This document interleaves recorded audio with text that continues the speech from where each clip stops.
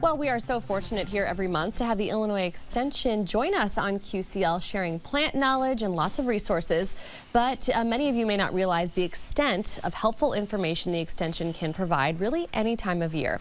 Emily Swihart is an Extension educator with a focus in horticulture. You've probably seen her on the show before. Emily, welcome back. Thanks for having me, and happy anniversary. Thank you. We are so happy to have all our friends here today, including you.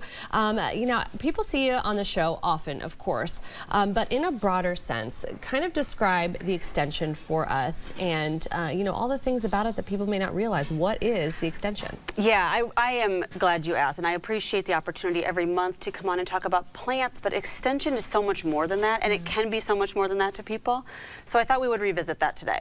So Extension is a service that every state has. Okay. Iowa has Extension and Illinois has Extension. All 50 states have it because in 1862, the Morrill Act was signed by Abe Lincoln as a way of establishing these universities in each state that would then do the research and conduct studies and then take that information out to the residents of the state so that lives would be improved. Wow. There was a disconnect between the higher academic work and then what was being applied on the ground. And so Extension services were developed as a way of connecting these universities and the knowledge that was being gained, at the universities to community members, and we're still doing that. That is what our mission is. That's the purpose. Yeah. At the end of the day, just to make resources available to the folks that live in these communities and better those communities. Yeah. So how is the Extension able to make these resources so readily available to everybody in the community? Yep, so we're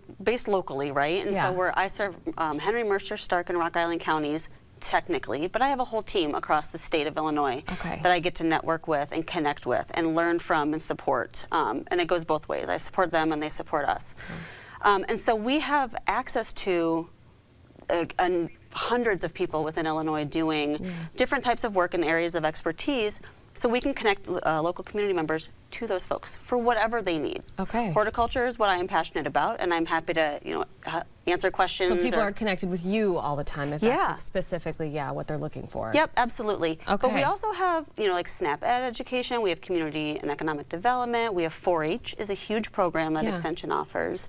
And all of these programs locally are connected then to the university. And so we get to have access to all of that information. Professors, researchers, at the university level. That's amazing, and those are some of the resources that, the areas and resources that you were just discussing. So of course, your horticulture, SNAP Ed, nutrition and wellness, 4-H, I do find it really incredible. I mean, we focus a lot on horticulture here when you come in because that's really your area of expertise. But I love that you wanted to come on and talk about all the variety of other services and programs that are available under that giant umbrella. Yeah, because everybody has our area of expertise and our passion areas. What we're doing collectively is trying to help improve the lives of community members.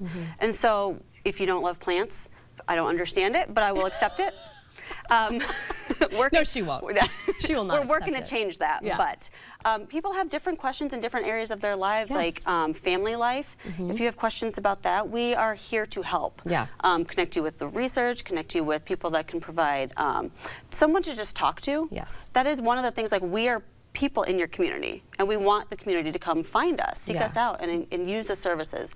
Because we're not selling anything. Right. We're research-based. All we want to do is help people improve their lives however they determine needs to be improved. Yeah, it really is amazing services. So how can people engage with Extension? Yes, so we have a lot of different ways people can engage. We want to meet people where they're at. So we have the website, of course, which you generously share every segment, and I appreciate that because that's where you're going to find all of these other resources I'll list. Absolutely, yeah. So we have in-person programming. We have online programming. We have programming that is written documents, so we have publications. I do a blog every week with some colleagues. There's and it's not just me. We have a lot of different publications. And you have all kinds of people on, too. You do a podcast that people can find on YouTube. I watched a little bit of it today. It's so well done, and you have all kinds of different guests that people would definitely find interesting. Oh, this is the one that I watched today, actually. Oh, there we go.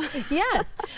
So we have that on the screen right now. So lots of resources there for people. Master gardeners have a helpline. So I know in the past when we've had the Extension on before, we have shared that information. That becomes huge and busy as spring and summer really gets into full swing, but you can leave a message if you have a question and someone's going to get back to you. So that's very cool.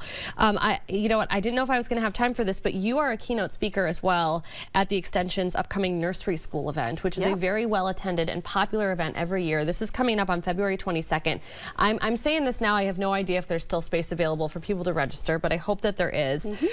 So talk a little bit about what you will be discussing, because you are really the first person up for the day that people are going to hear from. Yeah, thanks for bringing that up. So this is one of our in-person events that we host. It's our nursery day or a garden day, and I'll be kicking the day off with a talk that talks about pollinators and plants and how those two things really do matter to our lives and our backyards and how we engage with the landscape. Whether you are a fan of pollinators or not, it really does influence our entire ecosystem. Yeah, the lives. Like we did a segment about how it helps support our food system, and I think I fed Kyle just toast for breakfast instead of all of the other yummy things that we have available. It was good. Yeah. It was a great example. So that's a great event that you can attend. And of course, if you want to read the blog that Emily was talking about, visit the website on your screen, extension.illinois.edu/blogs-good-growing. I think I might have said that wrong, but it's right there on your screen. And Emily, go to our website. Go to it's your all website. On there. It'll be on there, and we'll make sure we get it on our website for you as well. Thank you so much for being here today. My pleasure. Yes, absolutely.